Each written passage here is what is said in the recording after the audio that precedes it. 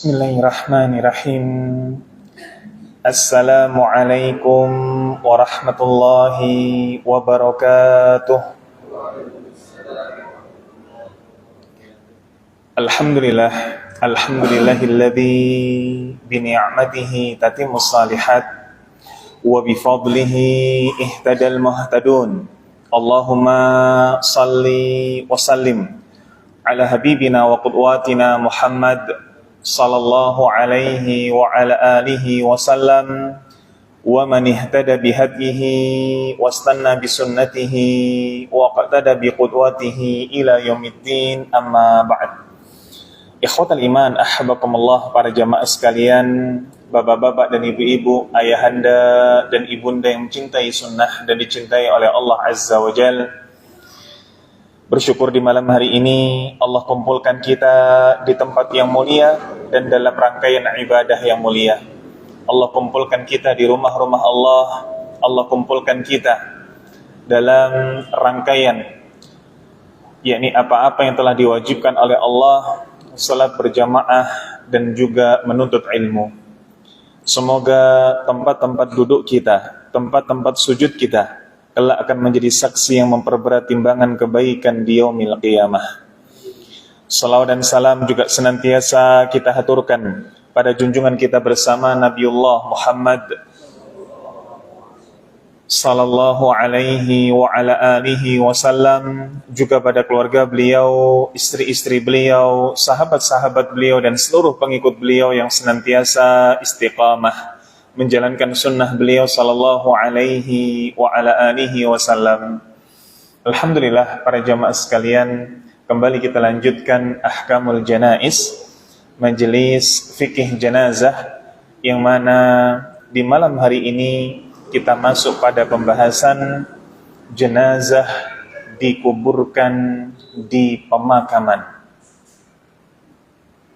bukan dikuburkan di rumah masing-masing. Setelah pada pertemuan yang lalu kita membahas bagaimana seruan di dalam syariat untuk memisahkan kuburan kaum muslimin dengan kuburan orang-orang kafir, yang mana kalau kemudian kita rangkum ulang, seruan syariat tentang hal ini adalah seruan yang tegas, bahwa dilarang, dikecam kaum muslimin dikuburkan berdampingan dengan orang kafir. Kenapa? Setidaknya ada 3 alasan yang kita sampaikan pada pertemuan yang lalu. Yang pertama, bagaimana Nabi sallallahu alaihi wasallam disebutkan dalam sebuah hadis dari Basir al-Khassasiyah, ketika melintasi kuburan kaum muslimin, Nabi sallallahu alaihi wasallam menjelaskan, laqad sabaqa haula syarran kabiran atau syarran katsiran. Ketika melintasi kuburan orang-orang kaum muslimin, Nabi sallallahu alaihi wasallam mengatakan mereka telah mendapati kebaikan yang banyak. Adapun ketika melintasi kuburan kaum musyrikin, Nabi sallallahu alaihi wasallam mengatakan, laqad sabaqa haula syarran katsiran. Sungguh mereka telah mendapati keburukan yang banyak. Ketika melintasi kuburan kaum muslimin, Nabi mengatakan khairan katsiran. Ketika melintasi kuburan kaum musyrikin, Nabi mengatakan syarran katsiran. Kebaikan yang banyak, keburukan yang banyak. Sehingga tidak mungkin kemudian kebaikan dan keburukan digabungkan. Ini hadis yang pertama. Hadis yang kedua kita sampaikan pada kesempatan yang lalu, bagaimana dalam riwayat Abu Hurairah radhiyallahu anhu, Nabi menjelaskan ketika seseorang itu telah dikuburkan, maka datang kepadanya malakani aswadani arzaqani, malaikat, atau tepatnya dua malaikat yang hitam dan biru. Dikatakan salah satunya adalah Munkar wal akhar Nakir. Yang satu dikatakan Munkar, yang satu dikatakan Nakir. Maka keduanya mengatakan, dan ini sebagai azab kubur, pertanyaan kubur. Ma kunta taqulu fi hadzal rajul. Dalam riwayat yang lain mengatakan, ma huwa alladhi bu'itsa fikum. Siapa lelaki yang diutus kepada kalian? Maksudnya adalah Nabi Muhammad sallallahu alaihi wasallam.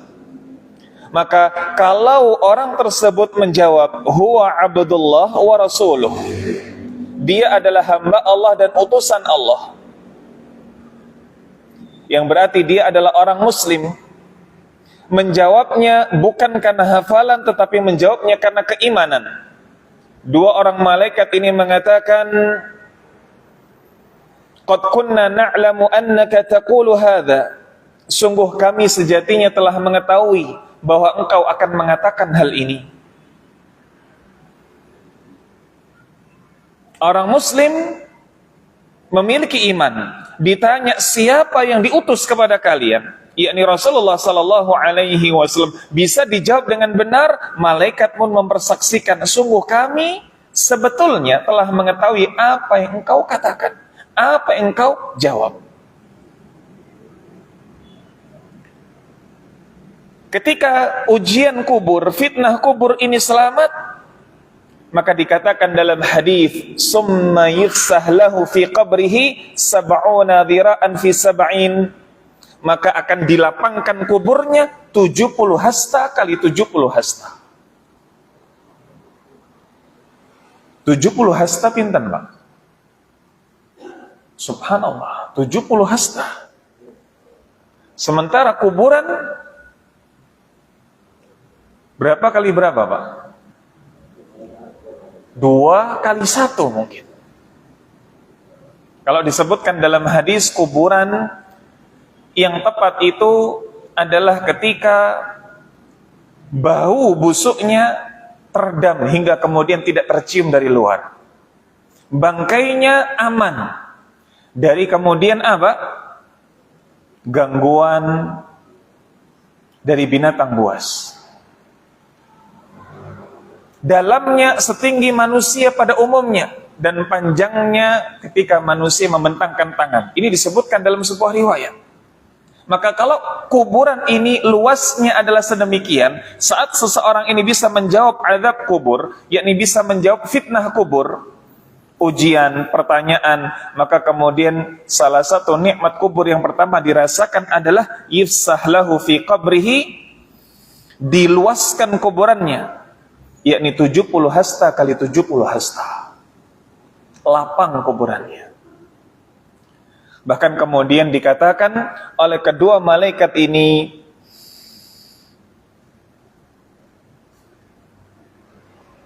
irji ila ahli fa akhbiruhum thumma nam kanaumi al-arush alladhi la yuqiduhu illa ahabbahu ahlihi.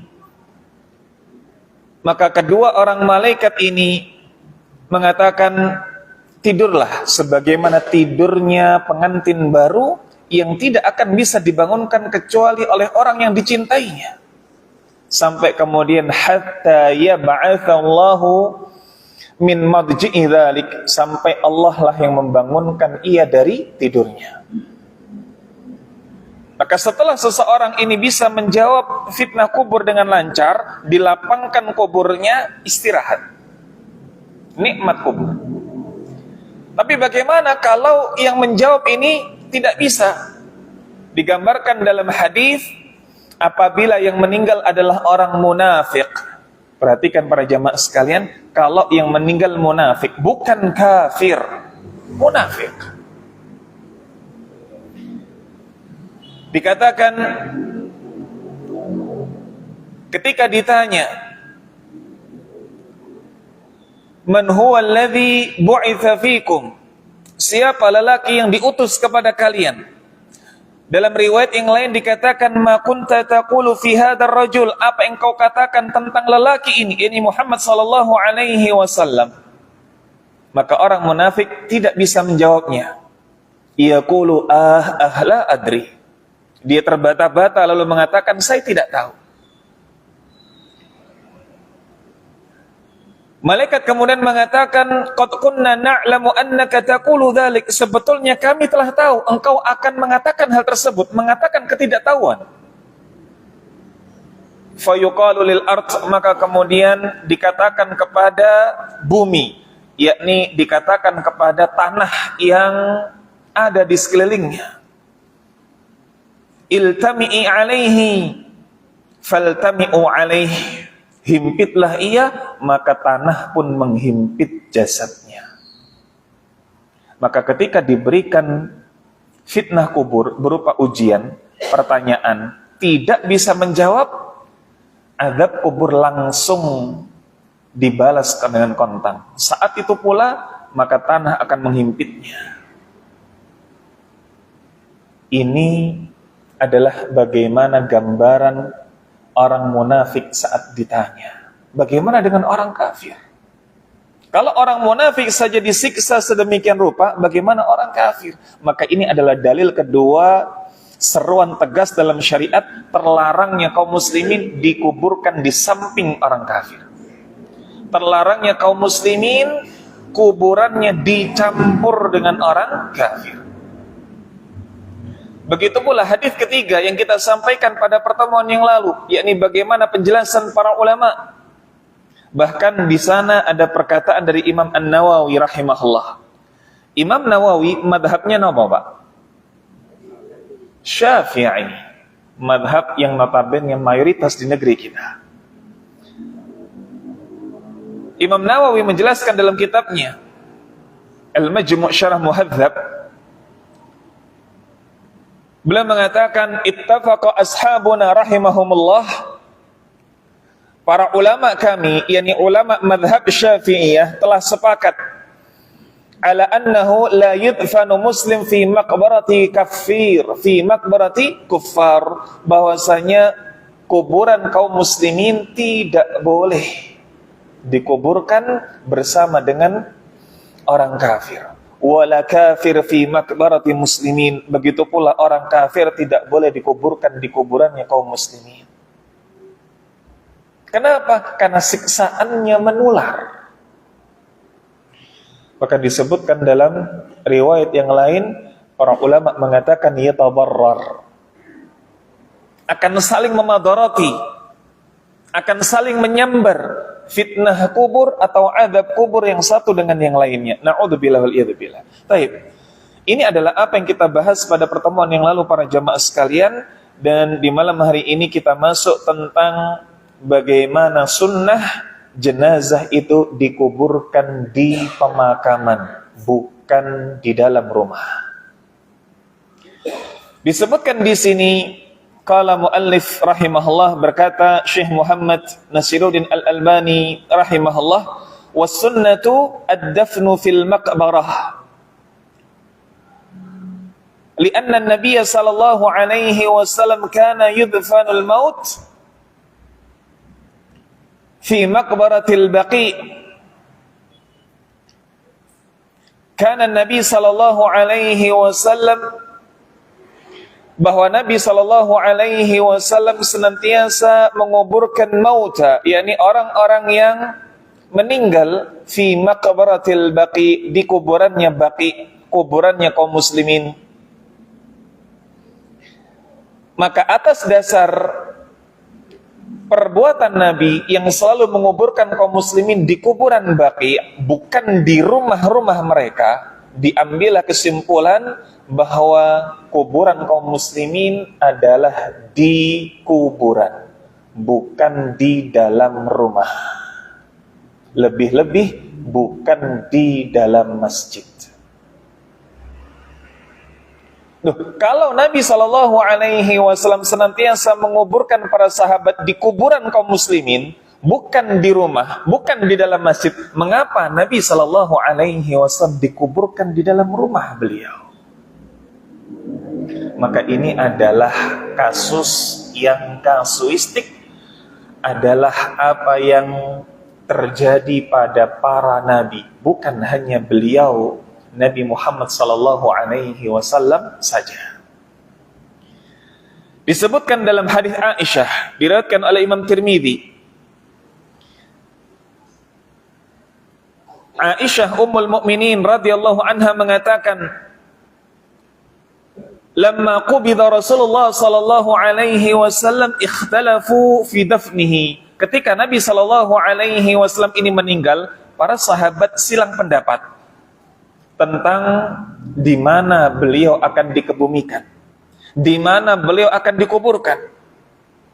Qala Abu Bakar, maka Abu Bakar As-Siddiq radhiyallahu an mengatakan, sami'tu Rasulillahi sallallahu alaihi wasallam atau sami'tu min Rasulillahi sallallahu alaihi wasallam syai'an ma nasituhu. Aku pernah mendengar dari Nabi sallallahu alaihi wasallam sesuatu yang tidak aku lupa, sesuatu yang terus aku ingat. Apa itu?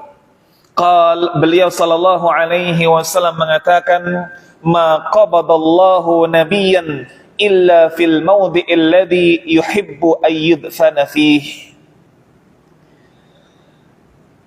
Nabi sallallahu alaihi wasallam pernah mengatakan, tidaklah Allah mencabut nyawa seorang nabi melainkan di tempat di mana ia hendak dimakamkan di sana. Alias ketika Nabi sallallahu alaihi wasallam, begitu pula nabi-nabi yang lainnya diwafatkan oleh Allah, disitulah kuburannya. Artinya kuburannya Nabi dan kuburannya kaum muslimin secara perlakuan tidak bisa disamakan tentang letak kuburan. Bukan prosesinya sama. Entah itu Nabi Shallallahu Alaihi Wasallam, para sahabat ataupun kaum muslimin lainnya, prosesinya sama, hak-hak jenazahnya sama, tetapi tentang letak kuburannya ada pengecualian. Ada pengecualian. Sehingga hal ini kemudian tidak ada pertentangan apa yang biasa dilakukan oleh Nabi, yakni senantiasa menguburkan para sahabat di kuburan Baqi', berarti di kuburannya kaum muslimin, dengan apa yang terjadi pada jenazah beliau, dikuburkan di tempat beliau diwafatkan oleh Allah. Tidak ada pertentangan di sini. Jelas. Baik. Ditambah lagi dalam sebuah hadis Nabi sallallahu alaihi wasallam mengatakan, la taj'alu buyutakum maqabir. Janganlah kalian menjadikan rumah-rumah kalian sebagai kuburan. Walaupun lafal maqabir di sini yahtamilu ila ihtimalain, mengandung dua kemungkinan atau dua penafsiran. Maqabir di sini maksudnya adalah jangan jadikan rumah ini sebagai tempat yang tidak pernah didirikan salat. Tapi begitu pula mengandung makna yang sesuai dengan tekstual hadis, bahwa jangan jadikan rumah sebagai kuburan, ya kuburan sebagaimana kuburan. Loh, tapi ini kan dilakukan oleh orang-orang tua kita dahulu. Ketika kemudian punya tanah yang luas, meninggal, dikuburkan di sana. Lalu berpesan kepada ahli warisnya, sisa pekarangan jadikan masjid. Jadilah kemudian masjid dan kuburan ada di satu lokasi. Dan dianggap ini sebagai sebuah kemuliaan. Ini adalah sesuatu yang tidak berdasarkan dalil. Tidak berdasarkan dalil.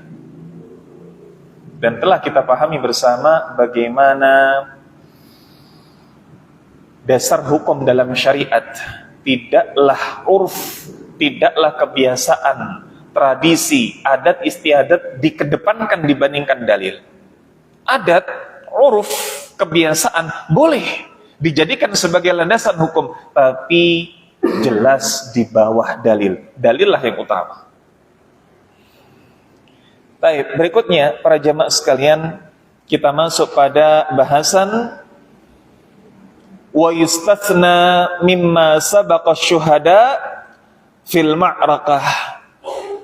Tetapi diperkecualikan tentang kuburan kaum muslimin pada syuhada yang gugur di medan perang, pada syuhada yang memang tewas, wafat di medan perang.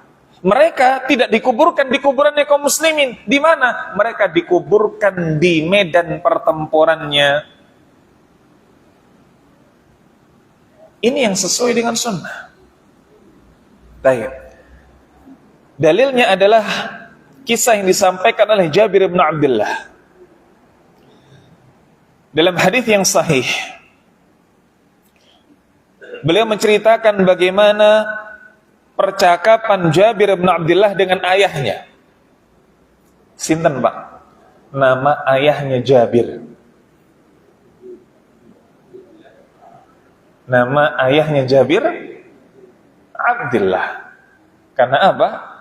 Namanya saja Jabir bin Abdullah. Jabir ayahnya Abdullah.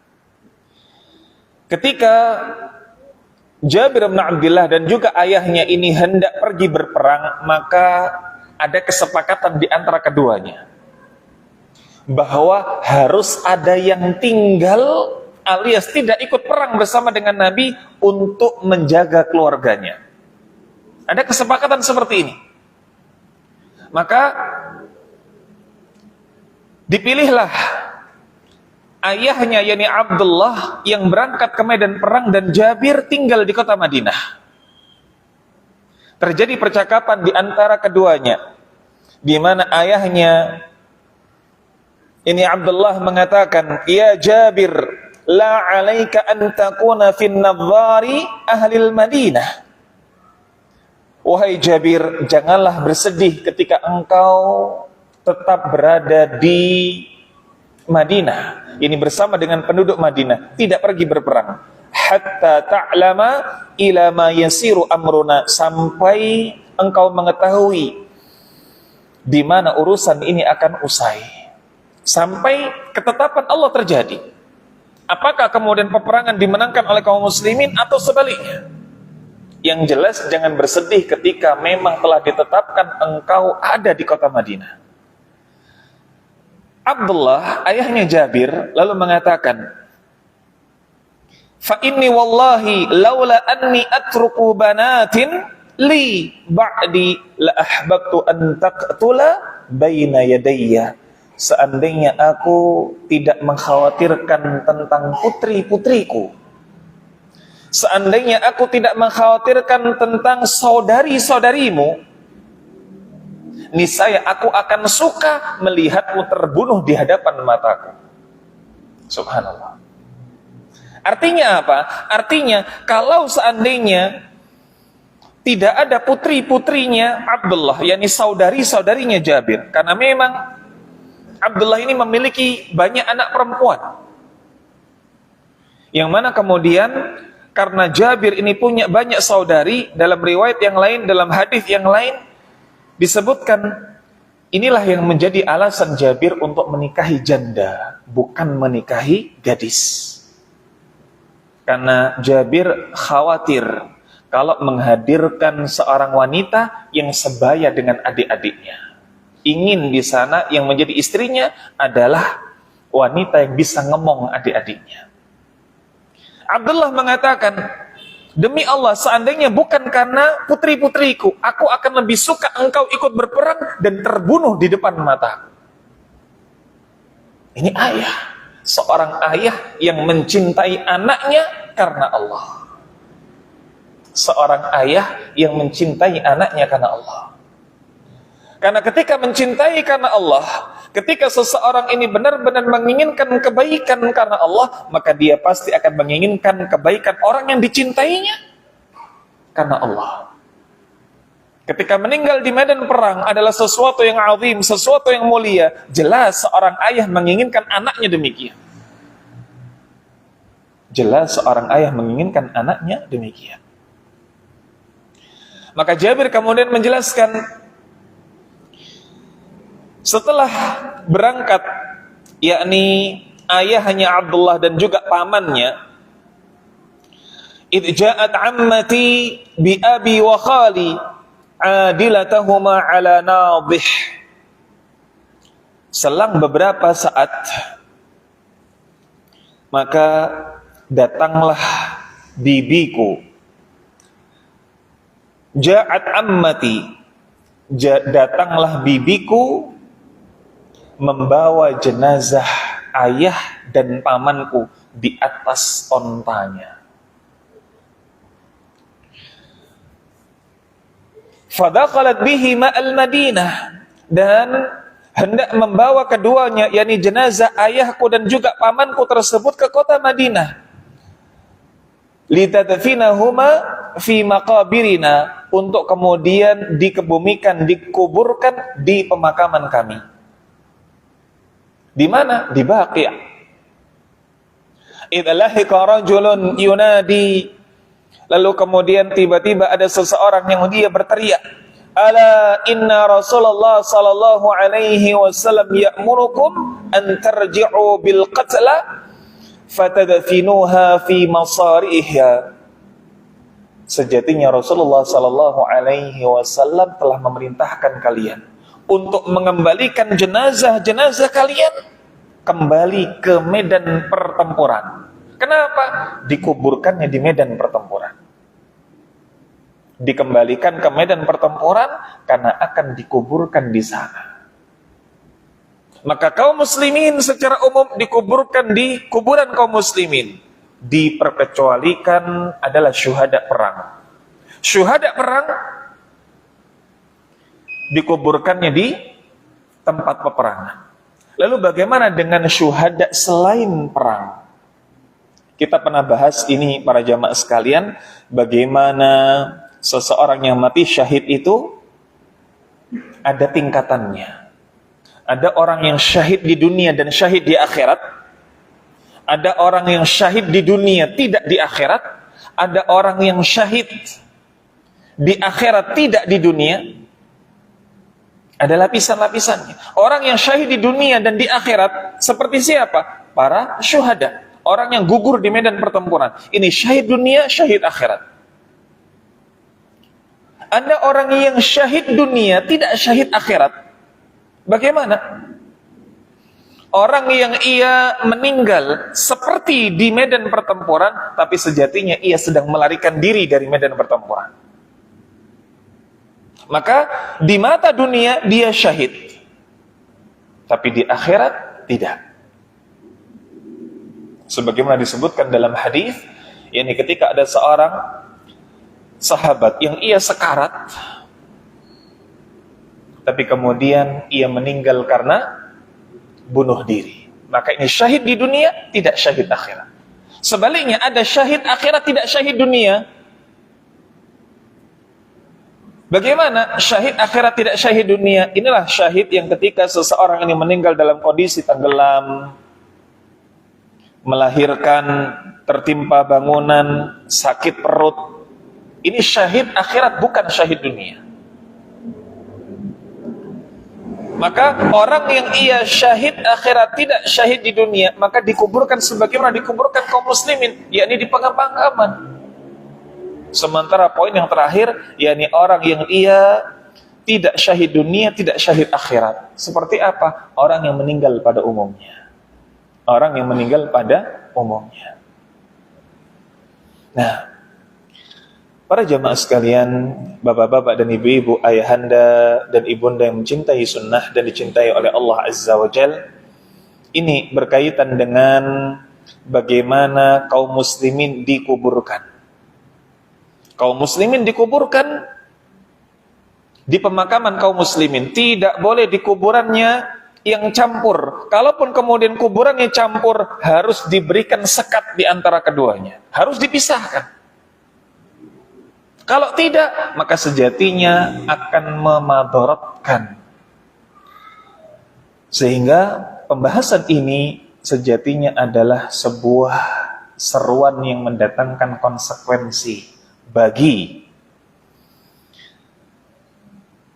pihak-pihak yang ia diberikan amanah untuk mengatur kuburan, khususnya adalah kuburan-kuburan umum. Ketika dia muslim dan dia telah sampai padanya hujah ini, telah sampai padanya hukum ini, dalil ini, maka ia sudah semestinya untuk mulai berbenah. Siapapun itu harus sudah mulai berbenah. Jangan sampai ketika ia telah tahu hukumnya, lalu ia biarkan begitu saja, maka nanti ada orang Islam lainnya yang meninggal, dikuburkan, ternyata ia letakkan di samping kuburannya orang kafir. Atau na'udzubillah, bahkan dirinya, bahkan keluarganya nanti dikuburkan di samping kuburannya orang kafir. Jangan sampai.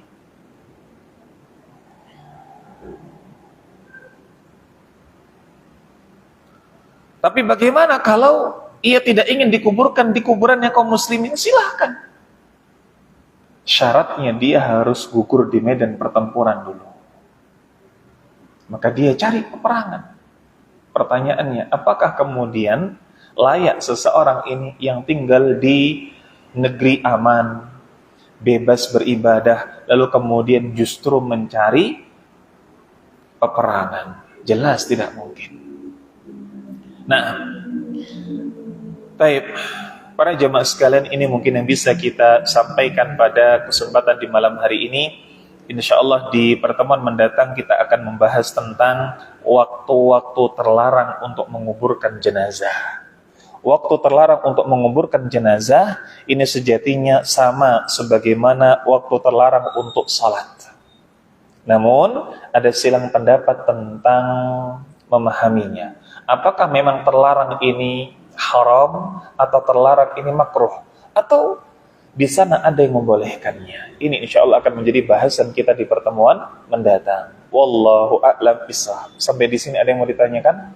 Bapak-bapak, ibu-ibu?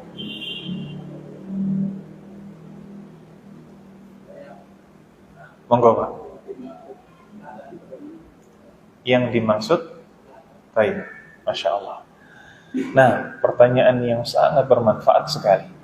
Ketika dikatakan bahwa telah sampai padanya hujjah, dalil, ilmu, dan hukum berkaitan dengan bagaimana seharusnya memperlakukan kuburan kaum muslimin, maka hendaknya yang ia memiliki wewenang terhadap kuburan untuk memisahkan, membuat sekat antara kuburannya kaum muslimin dengan kuburannya orang kafir.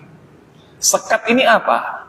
Apakah sekat ini harus berupa tembok? Sekat ini apa? Apakah di sana harus ada pemisah jalan? Tidak. Sekat ini cukup yang memisahkan saja. Sebagaimana masjid dengan kuburan telah menjadi bahasan kita, harus ada pemisah yang jelas.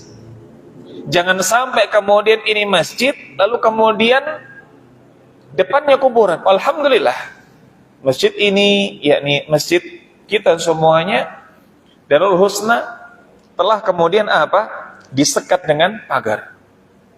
Walaupun kemudian seandainya saya boleh menyarankan, alangkah baiknya ketika sekat ini diperpanjang sampai ke ujung, sehingga tidak ada tuhmah. Apa tuhmah itu? Tidak ada tuduhan atau kecurigaan. Karena ketika seseorang belum kenal, belum tahu masjid ini, lalu kemudian melihat ke samping, seakan-akan tidak ada pemisahnya. Baru kalau kemudian masuk ke dalam, lihat, oh sudah ada pemisah. Antara apa? Antara tembok di sisi kiblat dengan kuburan. Tapi alangkah baik ketika kemudian pemisah ini sampai jelas, yakni sampai kemudian apa? Sampai di pagar. Sampai di pagar apa? Pagar samping. Nah, pemisah seperti pagar ini sudah cukup. Yang jelas di sana dibedakan. Kalau sempit bagaimana? Tayyib. Zaman sekarang insya Allah sudah banyak sekali apa? Bahan-bahan yang notabene ini tipis tapi bisa dianggap sebagai sekat. Pagar GRC ini, Masya Allah, bisa dijadikan kemudian pagar yang meliling. Ini areal pemakaman kaum muslimin.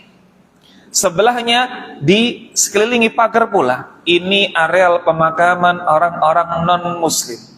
Maka yang demikian cukup. Sehingga tidak ada kemudian orang-orang kafir dikuburkan di arealnya kaum muslimin, dan sebaliknya kaum muslimin dikuburkan di arealnya orang kafir. Cukup pemisah seperti ini. Nah, cukup pemisah seperti ini. Nah, kalau memang tidak memungkinkan untuk tembok, maka dengan pagar besi saja, insya Allah yang demikian ini sudah cukup. Nah, wallahu a'lam bishawab. Ini bisa sebagai sekat.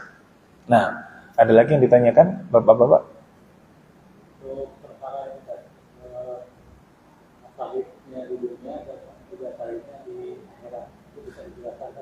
Nah, alhamdulillah wassalatu wassalamu ala rasulillah wa ala alihi wa sahbihi wa mawalah wa la hawla wa la quwwata illa billah. Bagaimana maksud dari orang syahid di dunia tapi tidak syahid di akhirat? Kalau syahid dunia akhirat adalah orang yang ia gugur di medan perang ikhlas karena Allah. Tapi seseorang yang ia syahid di dunia tidak syahid di akhirat, dia gugurnya tampak seperti di medan perang, atau tampak sedang mengikuti peperangan, tapi bisa jadi ia adalah orang yang melarikan diri dari pasukan kaum muslimin. Melarikan diri dari pasukan kaum muslimin boleh apa buatan? Tidak boleh, haram hukumnya. Ketika ia sedang melarikan diri dari pasukan kaum muslimin, kabur, lalu kemudian saat kaburnya ia terbunuh, maka ia tampaknya syahid di dunia tapi tidak syahid akhirat. Atau seseorang sebagaimana disebutkan dalam hadis, yakni ia sekarat dalam sebuah peperangan, kaum muslimin melawan orang-orang kafir, sekarat. Tetapi karena ia tidak kuat menahan rasa sakit di tengah sekaratnya tersebut, ia bunuh diri. Maka ini tampak seperti syahid di dunia, tapi ia tidak syahid di akhirat. Bahkan ia diberikan azab kelak karena bunuh dirinya tersebut. Nah, wallahu a'lam bishawab. Ini syahid dunia dan tidak syahid akhirat. Nah, ada lagi para jamaah sekalian? Monggo Bapak.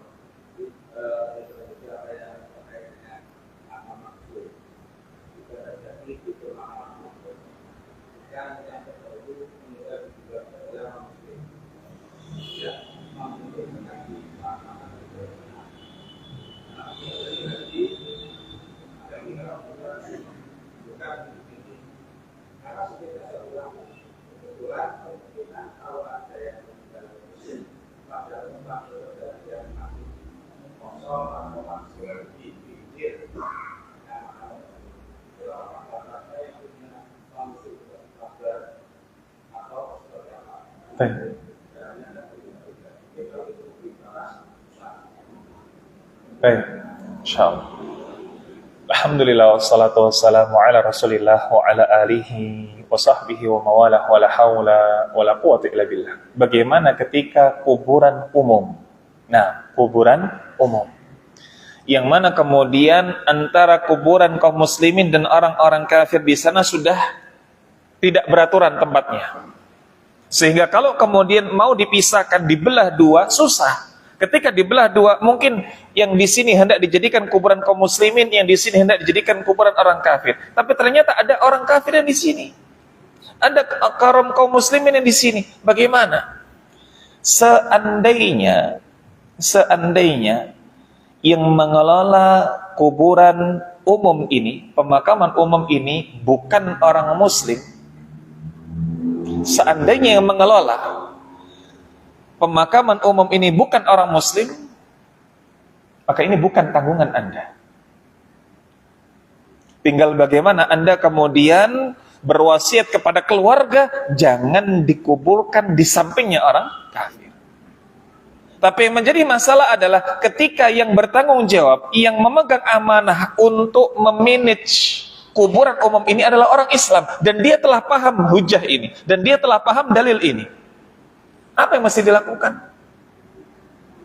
Amar ma'ruf nahi mungkar harus ditegakkan. Bismillah. Maka ketika kemudian dia coba petakan, oh yang ini muslim, ini kafir. Banyaknya muslim di sini, banyaknya kafir di sini. Walaupun kemudian ada yang silang,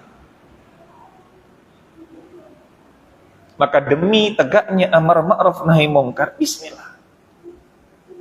Seseorang berniat, berazam mengumpulkan para sesepuh, mengumpulkan orang-orang yang berwenang demi kebaikan bersama dan demi kenyamanan kita kelak di alam akhirat. Maka kemudian di areal kaum muslimin yang banyak orang muslim di sana, kalaupun di sana ada orang kafir, dipindah. Ketika di sini di areal pemakaman yang banyak kaum musyrikinnya, orang-orang kafirnya, lalu di sana ada orang muslimnya, bismillah dipindah. Tentunya ini butuh musyawarah. Bukan apa? Bukan aku-akuan. Bukan saya-sayaan. Tidak ada egoisme di sini. Semuanya harus meletakkan egonya masing-masing demi kemaslahatan akhiratnya. Demi kemaslahatan akhiratnya. Baru ketika sudah bisa dipetakan, barulah kemudian diberikan sekat. Nah, wallahu a'lam bishawab. Ada lagi pertanyaan, bapak-bapak, ibu-ibu? Nah, ada pemakaman itu sendiri sebenarnya juga ada. Karena itu kayak model aturan orang pemakaman itu. Memang ada pemakaman start dari nol gitu, yang dimakamkan itu dari suasana dulu supaya karena kan yang terjadi sekarang ini ada adat-adat yang tidak terpenuhi seperti minyak kuburan, ada satu orang menggali, kemudian malah biarkan berdiri di tumbukan tanah, kemudian situ padahal dia menginjak makam orang lain. Sudah ada pemakaman itu sendiri, pasti kan ada aturannya. Yang kedua tadi kalau yang kami tanya tadi, boleh nggak kalau yang pemakaman orang kafir itu jadi pagernya itu seperti pager individu, jadi ini si kafir, bukan area si kafir, tapi ini si kafir pager.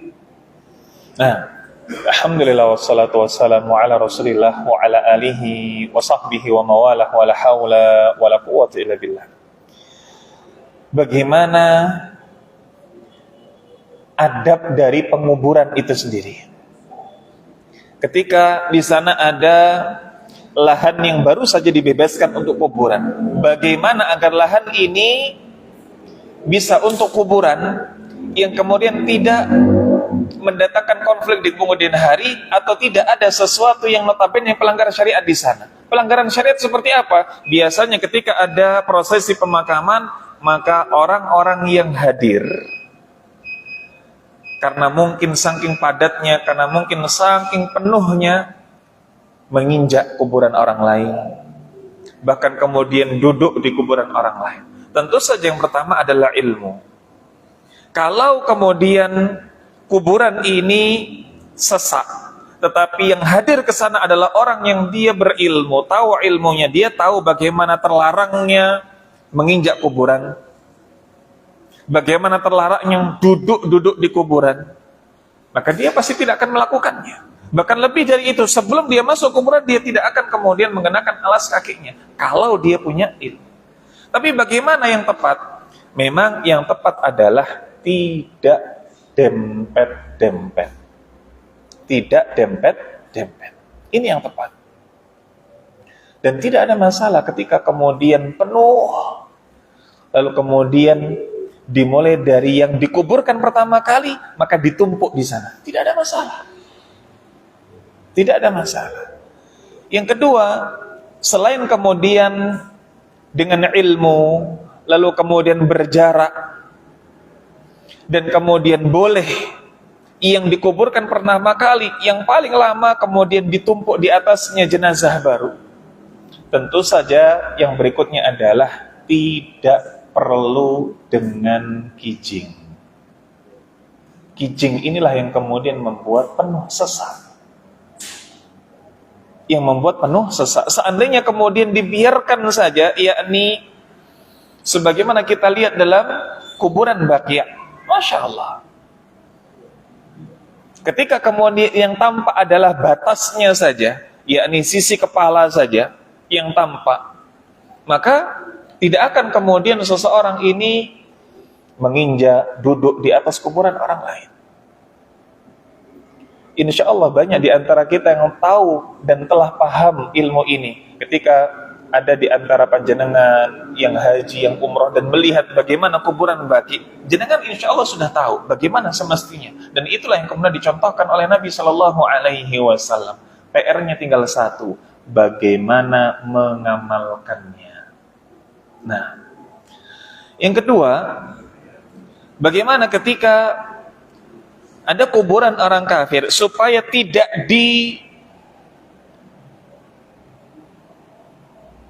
kubur di sampingnya orang muslim, maka kuburan orang kafir ini diberikan tanda khusus, dipagari.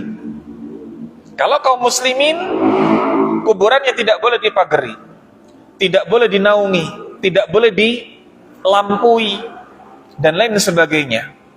Ini kan orang kafir, berarti tidak apa-apa kalau kuburannya dipagari, dibanguni, diiup-iupi, dilampu-lampui. Apakah demikian? Tidak. Kalaupun kemudian kita pagari, sama saja ini seperti membuang-buang tempat. Maka solusi yang terbaik dipisahkan. Seperti yang tadi kita sampaikan, dimusyawarahkan dengan para sesepuh, lalu kemudian diambil jalan tengah yang terbaik untuk kemaslahatan bersama, khususnya kemaslahatan akhirat. Nah, wallahu a'lam bishawab. Ini mungkin yang bisa kita sampaikan. Atas banyak sekali kurangnya dan sedikit lebihnya saya mohon maaf. Semoga yang sedikit ini bermanfaat, melahirkan keberkahan untuk diri kita semuanya tanpa terkecuali. Akhiru kalam wa akhiru da'wana anil hamdulillahi rabbil alamin. Tsumma assalamu alaikum warahmatullahi wabarakatuh.